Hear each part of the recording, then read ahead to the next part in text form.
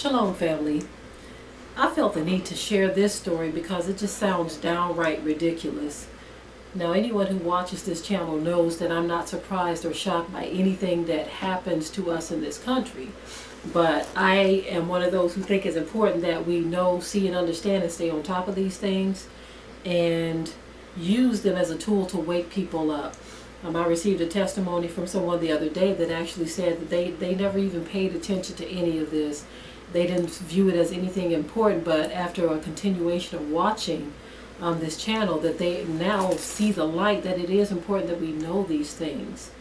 And this story right here, it just bothers me on so many levels, because it's almost like they are taunting us.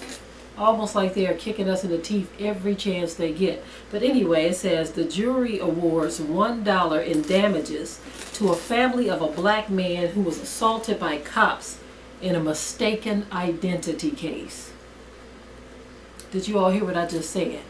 The jury awarded him $1 in damages. So I'm going to read the article. This was posted on Atlanta Black Star. So I'm going to read the article associated with this. It says the family of a black man assaulted by police in a case of mistaken identity is outraged after a jury awarded them just $1 in damages stemming from the traumatic acts incident. 4 years ago, 3 police officers unlawfully entered the South Bend, Indiana home of Deshaun Franklin, 22, in search of a domestic violence suspect sporting dreadlocks. According to the Indianapolis Star, officers roused Franklin from his sleep and repeatedly punched him in the face and upper body. They also used a taser to subdue him. Franklin, who was just 18 at the time, was then handcuffed and detained in the back of a squad car for the whole neighborhood to see. Officers quickly saw their mistake, however, realizing that they had the wrong guy. Franklin's family later filed a civil lawsuit alleging excessive force, unlawful entry, and false imprisonment, among other things. Just this month, a federal jury in Fort Wayne found the officers liable for the unlawful entry and unlawful seizure of Franklin's home. However, the family's pain and suffering was determined to be worth only $1. Okay, I'm not going to read the rest of this. I'm going to put the link below so that you can read the rest of it yourself. But what I have to say to that is that these people are definitely shameless, like the Bible said they would be. In this case, even though they said, okay, yes, we agree with you, that everything was unlawful, but all you are going to get is $1. You see, so that was almost like a kick in the teeth. Like, your pain and suffering is only worth $1. One other part I do want to add to this that I want to cover in this video here, which I think is just downright ridiculous. This just shows you the kind of people we are dealing with. Okay, I'm going to read just a little bit more of this. But it says, per the Indy Star, each officer who ignored the U.S. Constitution's 4th Amendment was ordered to pay $1 to Franklin and each of his parents for each rights violation. The family was awarded $18 in total. That's not the bad part. Here's where it gets just downright rotten and disgusting. It says the paper also reports that the city is requiring Franklin's family and their attorney to shell out roughly $1,500 for expenses incurred by the city in defending their case.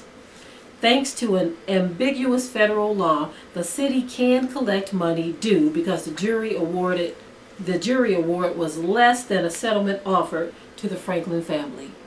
So not only are they being kicked in the teeth by saying, oh, we say that we agree with you, it was unlawful, here's $18. But on top of that, here is a bill for $1,500. So they owe the city money. After suing for all of this beatdown that this young man received and this tasing, they win the case but end up owing money to the city.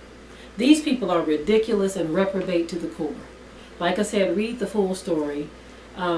It's important that we stop running away from these things. Understand what's happening, because if it happens to your kid, you would want someone to know, you would want support, you would want the whole world to know This is why Mamie Till, the mother of Emmett Till, she wanted everybody to see the body of her dead child. She didn't want to hide the shame of these people. She wanted it to be to be seen and exposed all around the world.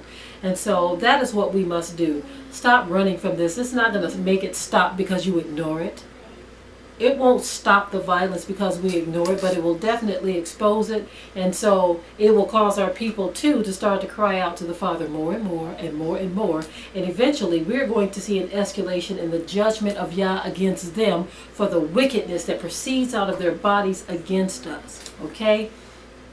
Family, let's stay prayed up. We are in the time of Jacob's trouble. This is a part of the Jacob's trouble series because we see an escalation in our time of the violence against our people, because the internet has made it possible for us to see what's happening in your neck of the woods, in my neck of the woods. This stuff is being turned up on us, okay, family? So let's stay prayed up. Let's try to stop fighting amongst ourselves so we can see who the real enemy is. Okay, with that, I'll say shalom to my people.